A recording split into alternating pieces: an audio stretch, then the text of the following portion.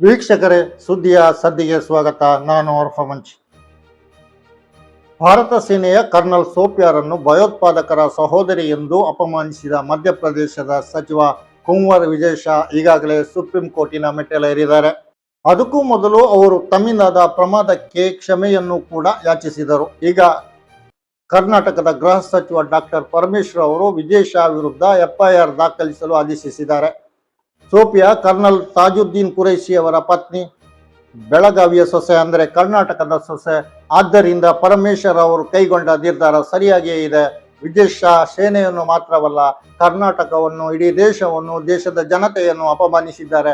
ಇಂತಹ ಕೋಮು ಕ್ಲೀಶೆಗಳಿಗೆ ಸರಿಯಾದ ಉತ್ತರ ನೀಡಲು ಕರ್ನಾಟಕ ಸರ್ಕಾರ ನಿರ್ಧರಿಸಿದ್ದಕ್ಕೆ ಕರ್ನಾಟಕ ಸರ್ಕಾರವನ್ನು ಪ್ರತಿಯೊಬ್ಬರು ಅಭಿನಂದಿಸಬೇಕಾಗಿದೆ.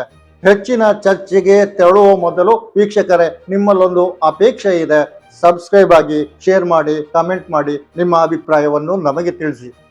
ಮಧ್ಯಪ್ರದೇಶದ ಇಂದೋರ್ ಸಮೀಪದ ಮಹುವಾದ ಸಾರ್ವಜನಿಕ ಸಭೆಯೊಂದರಲ್ಲಿ ವಿಜಯ್ ಶಾ ಅವರು ಸೇನೆಯ ಆಪರೇಷನ್ ಸಿಂಧೂರು ಕಾರ್ಯಾಚರಣೆಯ ವಿವರಗಳನ್ನು ಪತ್ರಿಕಾಗೋಷ್ಠಿಯಲ್ಲಿ ನೀಡಿದ ಕರ್ನಲ್ ಸೋಫಿಯಾ ಕುರೈಶಿ ಅವರನ್ನು ಭಯೋತ್ಪಾದಕರ ಸಹೋದರಿ ಎಂದು ಜರಿದಿದ್ರು, ಅಪಮಾನಿಸಿದ್ರು. ಅಲ್ಲ, ಮೋದಿಯವರ ಆಡಳಿತದಲ್ಲಿ ರಾಜ್ಯ ಸರ್ಕಾರ ಬಿಜೆಪಿ ಇರುವಲ್ಲಿ ಇತ್ತಿತ್ತಲಾಗಿ ಇಂತಹ ತರಲೆಗಳು ತೀರಾ ಹೆಚ್ಚಾಗುತ್ತಿವೆ. ಒಬ್ಬ ಸಚಿವ ನಮ್ಮ ಸೇನೆಯ ಕರ್ನಲ್ರನ್ನು ಭಯೋತ್ಪಾದಕರ ಸಹೋದರಿಯಿಂದಾಗ ಇಡೀ ಸೇನೆಯನ್ನೇ ಅಪಮಾನಿಸಿದಂತೆ. ಸೇನೆಯನ್ನು ಅಪಮಾನಿಸುವುದೆಂದರೆ ಇಡೀ ದೇಶವನ್ನು ಅಪಮಾನಿಸಿದಂತೆ. ಆದ್ದರಿಂದ ಜನರು ವಿಜಯ್ ಶಾ ಅವರಿಗೆ ಛೀಮಾರಿ ಹಾಕುತ್ತಿದ್ದಾರೆ. ಬಿಜೆಪಿಯವರೇ ಆದ ಮುಖ್ತಾರ್ ಅಬ್ಬಾಸ್ ನಖ್ವಿ ವಿಜಯ್ ಶಾ ಓರ್ವ ಮೂರ್ಖ ಎಂದು ಹೇಳಿದ್ದಾರೆ. ಮಧ್ಯಪ್ರದೇಶದಲ್ಲಿ ವಿಜಯ್ ಶಾ ಅವರನ್ನು ವಿರೋಧಿಸಿ ಮುಸ್ಲಿಂ ಸಮಾಜ ಪ್ರತಿಭಟನೆಯನ್ನು ನಡೆಸಿ ಸಚಿವ ಸ್ಥಾನಕ್ಕೆ ರಾಜೀನಾಮೆಯನ್ನು ನೀಡಬೇಕೆಂದು ಆಗ್ರಹಿಸಿದ್ದೂ ನಡೆದಿದೆ. ಆದರೆ ಈ ವಿಜಯ್ ಶಾ ರಾಜೀನಾಮೆ ಕೊಟ್ರ? ಮಧ್ಯಪ್ರದೇಶದ ಬಿಜೆಪಿ ಮುಖ್ಯಮಂತ್ರಿ ಡಾಕ್ಟರ್ ಮೋಹನ್ ಯಾದವ್ ವಿಜಯ್ ಶಾರಿಂದ ರಾಜೀನಾಮೆ ಪಡೆದುಕೊಂಡ್ರ? ಇಲ್ಲ, ಈವರೆಗೆ ಇಲ್ಲ. ಈ ಮುಖ್ಯಮಂತ್ರಿ ಎಂಥವರೆಂದರೆ ಲೌಡ್ ಸ್ಪೀಕರ್ ವಿರುದ್ಧ ಈ ಹಿಂದೆ ಯುದ್ಧ ಸಾರಿದವರು. ಇವರಲ್ಲಿ ಮುಸ್ಲಿಮರೆಂದರೆ ಎಂಥ ಭಾವನೆ ಇದೆ ಎಂದು ನಿಮಗೂ ಅರ್ಥ ಆಗಬಹುದು.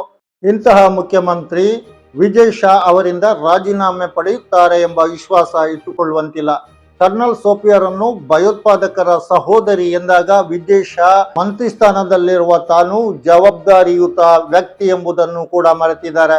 ಬೀದಿ ಬದಿಯ ಗೂಂಡಗಳ ಭಾಷೆಯಲ್ಲಿ ಮಾತಾಡಿದ್ದಾರೆ. ಸೇನೆಯ ಮಹಿಳಾ ಕರ್ನಲ್ ಒಬ್ಬರನ್ನು ಅಪಮಾನಿಸುತ್ತಿದ್ದೇನೆ ಎಂಬುದನ್ನು ಮರೆತಿದ್ದಾರೆ. ಬಿಜೆಪಿ ಮತ್ತು ಸಂಘ ಪರಿವಾರದ ಇಂತಹ ಕೆಲವರ ಮೆದುಳಿನೊಳಗೆ ಹೊಕ್ಕು ಕುಳಿತಿರುವ ಕೋಮು ಕ್ರಿಮಿಗಳು ಆಗಾಗ ಅನಾವರಣ ಆಗುತ್ತವೆ. ಮುಸ್ಲಿಂ ಎಂಬ ಕಾರಣಕ್ಕೆ ಸೋಫಿಯಾರನ್ನು ಅಪಮಾನಿಸಿ ವಿಜಯ್ ಶಾ ಕಾನೂನಿನ ಕುಣಿಕೆಯ ಮುಂದೆ ನಿಂತಿದ್ದಾರೆ. ಕಾನೂನು ಮಾತಾಡಲಿ, ಇಂಥವರಿಗೆ ಬುದ್ಧಿ ಕಲಿಸಲಿ. ಇಂದೋರ್ ಸಮೀಪದ ಮಹುವಾದಲ್ಲಿ ಸಾರ್ವಜನಿಕ ಸಭೆಯಲ್ಲಿ ವಿಜಯ್ ಶಾ ಮಾತಾಡುತ್ತಿದ್ದ ವಿಡಿಯೋವನ್ನು ಕಾಂಗ್ರೆಸ್ ಸಾಮಾಜಿಕ ಮಾಧ್ಯಮಕ್ಕೆ ಪೋಸ್ಟ್ ಮಾಡಿತ್ತು. ನಂತರ ವಿಜಯ್ ಶಾ ಅವರ ವಿರುದ್ಧ ಸಾಮಾಜಿಕ ಮಾಧ್ಯಮಗಳಲ್ಲಿ ತೀವ್ರ ಟೀಕೆ, ಟಿಪ್ಪಣಿ, ಛೀಮಾರಿಗಳು ಸೃಷ್ಟಿಯಾಗಿದ್ದವು. ಸಾಮಾನ್ಯವಾಗಿ ಮುಸ್ಲಿಮರನ್ನು ಯಾರು ಬೈದರೂ ಮಾತಾಡದ ಬಿಜೆಪಿ ಕೂಡ ಸೋಫಿಯಾ ವಿಚಾರದಲ್ಲಿ ವಿಜಯ್ ಶಾಗೆ ಶೋಕಾಸ್ ನೋಟಿಸ್ ಕಳಿಸುವುದಾಗಿಯೂ ಪ್ರಕಟಿಸಿತು. ಬಿಜೆಪಿ ಶೋಕಾಸ್ ನೋಟಿಸ್ ಕೊಟ್ಟಿತೋ ಬಿಟ್ಟಿತೋ, ಮಧ್ಯಪ್ರದೇಶದ ಹೈಕೋರ್ಟ್ ಅಂತೂ ಮಧ್ಯಪ್ರದೇಶದ ಡಿಜಿಪಿಗೆ ಕೂಡಲೇ ವಿಜಯ್ ಶಾ ವಿರುದ್ಧ ಎಫ್ಐಆರ್ ದಾಖಲಿಸುವಂತೆ ಆದೇಶಿಸಿದೆ. ಮಧ್ಯಪ್ರದೇಶದ ಕಾಂಗ್ರೆಸ್ ಅಧ್ಯಕ್ಷ ಜಿತು ಪಟ್ವಾರಿ ಮಂತ್ರಿ ವಿಜಯ್ ಶಾ ಅವರಿಂದ ಮುಖ್ಯಮಂತ್ರಿ ರಾಜೀನಾಮೆ ಪಡೆಯಬೇಕೆಂದು ಆಗ್ರಹಿಸಿದ್ದಾರೆ. ಮುಸ್ಲಿಮರೆಂದರೆ ದೇಶ ಕಾರಬೇಕಾದವರು ಎಂಬ ಮಾನಸಿಕತೆಯನ್ನು ಬಿಜೆಪಿ ಮತ್ತು ಸಂಘಿಗಳ ಮೆದುಳೊಳಗೆ ತೂರಿಸಿದ್ದರಿಂದ ಇಂತಹ ಅಪಮಾನಗಳನ್ನು ಇಂದು ಸೇನೆಯೂ ಕೂಡ ಸಹಿಸಬೇಕಾಗಿದೆ.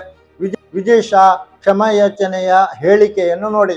ನಮ್ಮ ಕುಟುಂಬದಲ್ಲಿಯೂ ಸೇನೆಯಲ್ಲಿದ್ದಾರೆ, ಕೆಲವರು ಹುತಾತ್ಮರಾಗಿದ್ದಾರೆ. ಭಾವಾವೇಶದ ಭರದಲ್ಲಿ ಏನಾದರೂ ಹೇಳಿದರೆ ಕ್ಷಮಿಸಬೇಕು ಎಂದು ಅವರು ಹೇಳುತ್ತಾರೆ.